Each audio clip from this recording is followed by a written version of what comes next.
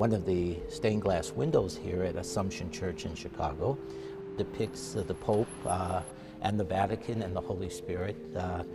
It really illustrates the Holy Spirit guiding the Church, symbolized here by St. Peter's in Rome, and the Pope, and then the Council of Bishops. So it is a statement about the theology of the Church fundamentally. Of course, this is an image that was done prior to Vatican II, which had a somewhat broader understanding of who is Church, including the various other Protestant and Orthodox churches as well.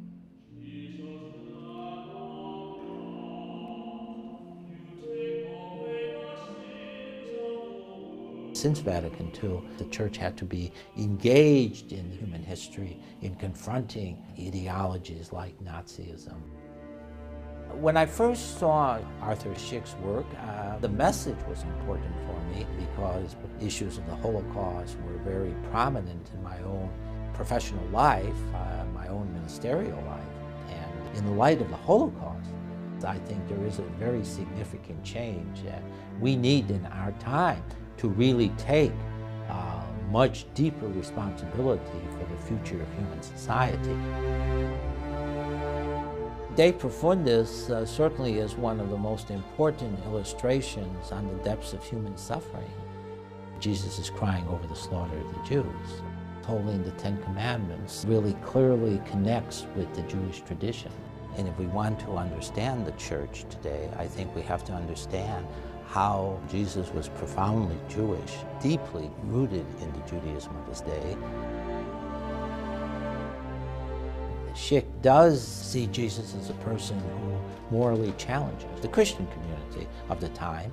And just like Cain killed his brother people in Germany while under the control of a Nazi ideology, nonetheless still regard themselves as kind of a Christian nation. The image of Christ as prisoner to the Nazis could be interpreted in a number of ways. Nazis were attacking all religious tradition, including Christianity. It could also be a bit of a critique of saying that Christianity had become prisoner of the ideology of Nazism and was not responding sufficiently to what was going on in Christian society.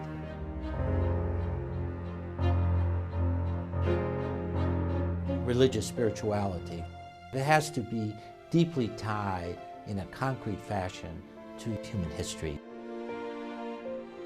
Religious leadership has to be integrated with a certain real confrontation and make an effort to try to incorporate and integrate the religious values you stood for into the realities of human history. Arthur Szyk has presented the realities of the Holocaust in his illustrations. They lead us to a central emphasis on the importance of human responsibility. We are the agents of the divine in human history. We need to realize that if these realities of human degradation that continue post-Holocaust are going to somehow vanish from human society, it's up to all of us, you and me, in different ways. We all have different roles. We have different levels of responsibility, but we must all exercise that responsibility. I often do reflect on what I would have done if I had been an adult during the time of the Holocaust, and particularly if I would have been in a position of religious leadership. This past summer, I was visiting Münster Cathedral, where Bishop von Galen, one of the few German bishops to really stand up to the Nazis, is buried. And it was a very meaningful moment for me to take a candle and light a candle at his tomb, because this was a person who did have the courage to stand up, who said to the Nazis, give me 5 minutes so I can put my robes on and people can see you taking me in my full robes through the city to my imprisonment and possible death. I don't know if I would have been a von Galen or a Canon Lichtenberg in Berlin. That would be my wish. But that's the reflection. I think that's the challenge that we always have to think about. We learned from the Holocaust the absolute necessity of human leadership and human responsibility. this sense of human agency as essential, that God works through people,